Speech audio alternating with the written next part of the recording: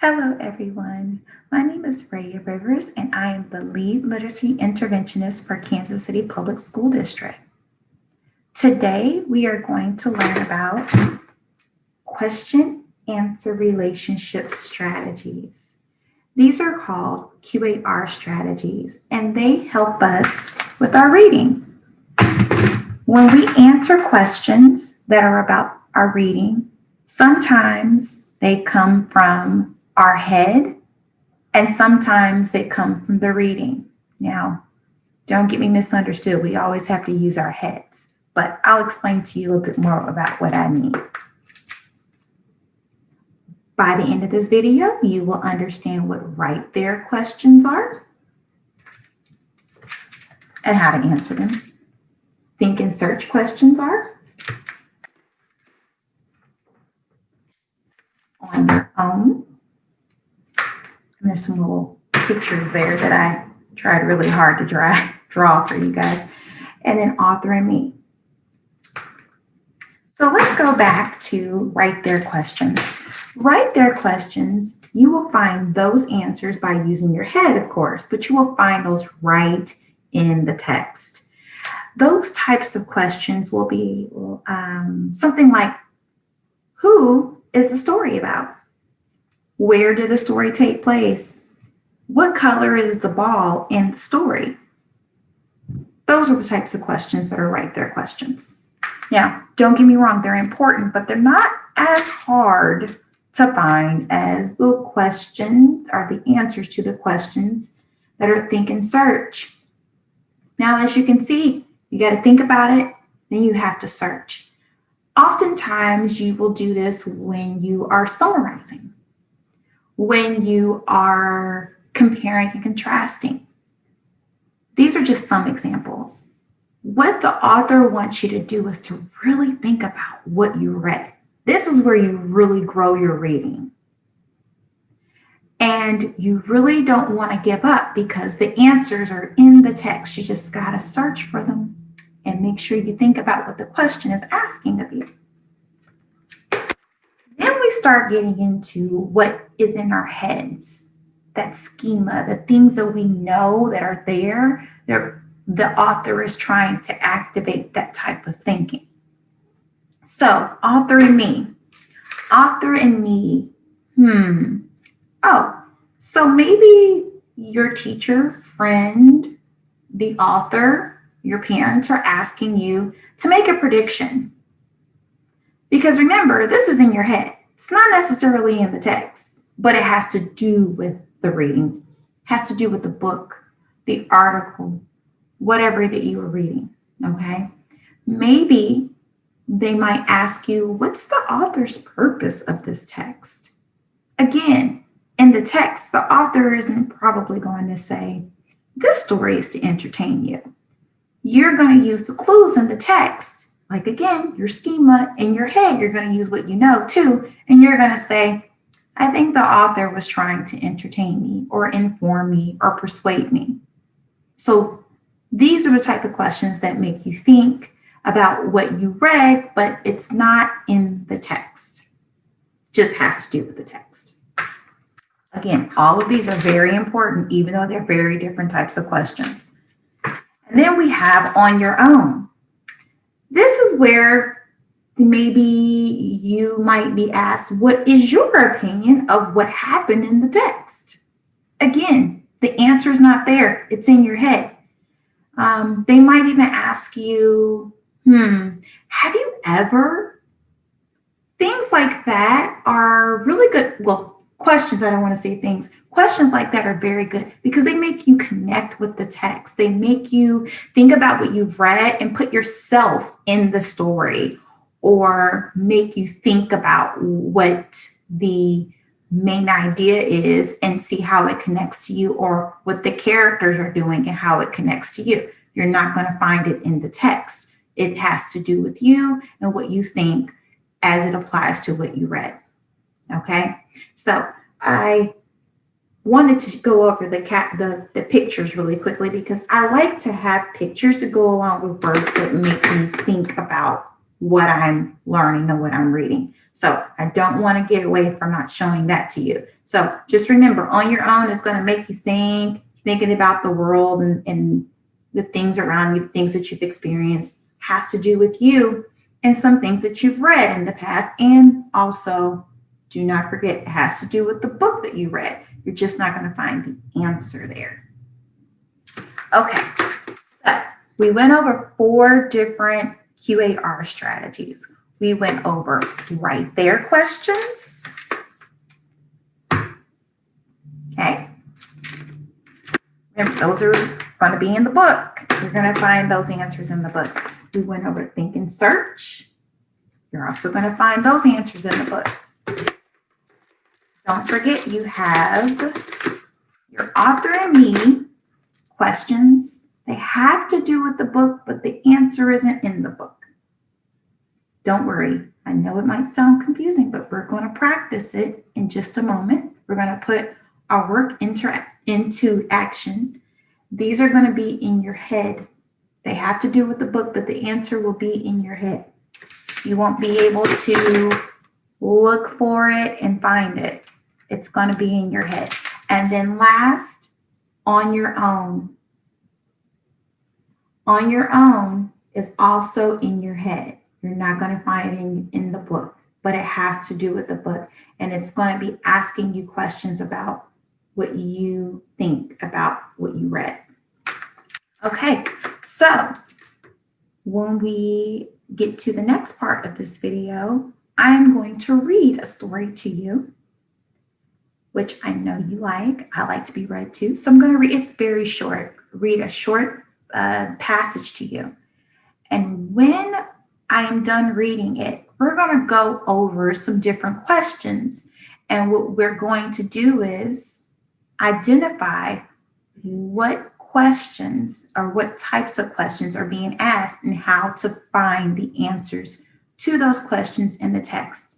It's going to be quick and very easy to follow because, again, by the end of this video, you will be able to identify different types of questions and you'll be able to answer those too when you're reading on your own with your teacher, with a friend, classmates, all of the above.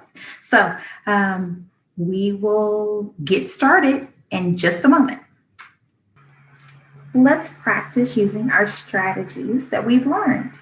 Our QAR strategies are going to help us figure out when we are to use the text to answer our questions, or when we are just simply going to use some of our schema. That means what we know in our minds from previous readings, things that we have seen, things that we have heard, things that we have learned along the way.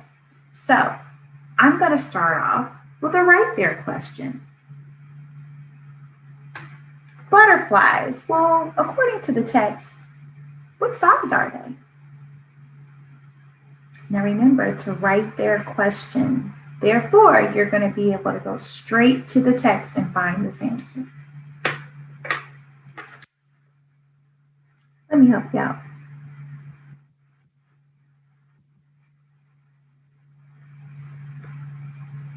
Very good. You knew the answer all along. Butterflies are small. We were able to go straight to the text and we were able to find the information right there in the text. Now I'm going to ask you another question. I'm going to give you a clue. You are going to find this answer in the text as well. But I'm going to make you work a little bit for it. I'm going to ask you, where do butterflies go in the winter? I'm going to find it in the text. I'm going to look in the text. I've got it.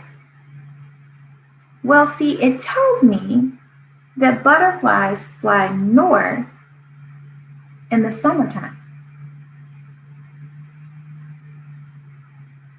Doesn't say anything about winter. But if you remember earlier, I said that when we are using the strategy of think and search, sometimes we might focus on comparing and contrasting. Well, what's the opposite of summer? Winter. Summer is hot and winter is cold.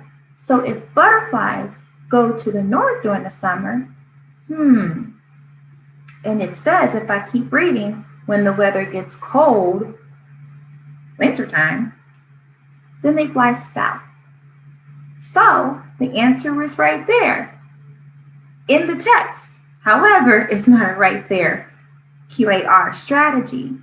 It is actually a think and search because I use the word winter. Winter is not in this particular passage, but I am able to figure out with the information there that if they fly north during the summer, then during the winter, they fly south. Also in the text, it tells me when the weather is cold, they go south.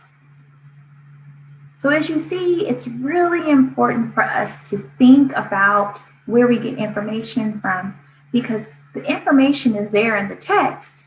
We just have to look for it. Now, I'm going to ask you 2 more questions. And these questions are going to be, you guessed it right. We're going to get them from our thinking in our head, things that we know. Now remember, we don't answer these questions because we don't need to talk about the reading. No, the strategies on your own and our strategies for authoring me, they help us answer the questions that have to do with what we're reading, but we're just not going to find the answer in the text. So what I mean by that is, question, what do you think the author's purpose is for this text? Give you some think time.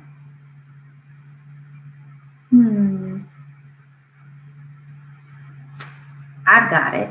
See, this is a nonfiction piece, which means the information in the text is true. So I know that the author probably wants to inform me in a fun way. Cool illustrations. And who doesn't love butterflies? But the author wants to inform me. So I know the author's purpose is most likely to inform. See, that would be an authoring me question. As you can see, that answer is not in the text, but it has to do with the text. Again, we're growing our reading and we're growing our learning, which is really great. Stay with me for one more.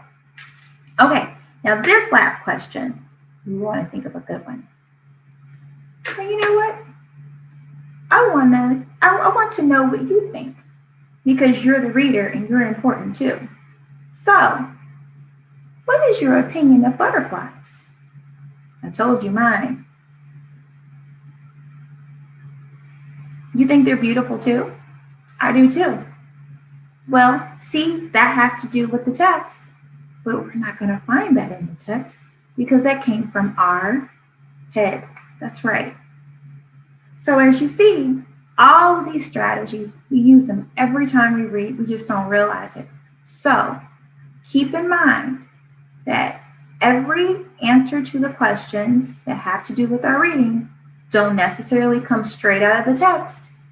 Sometimes they come out of our heads and from what we know and what we've experienced, making those connections. And then there are times we get them from the reading. Sometimes they're a little harder to find and require us to do some thinking and some deep searching. And then there's other times we can find them right there. Whatever it is, keep practicing and make sure that you think about what you're reading. Talk to someone about what you're reading and practice using these strategies on your own. I know you can do it. It was really great seeing you and talking to you. And I really enjoyed our time together. I will see you next week. Keep practicing because practice makes permanent.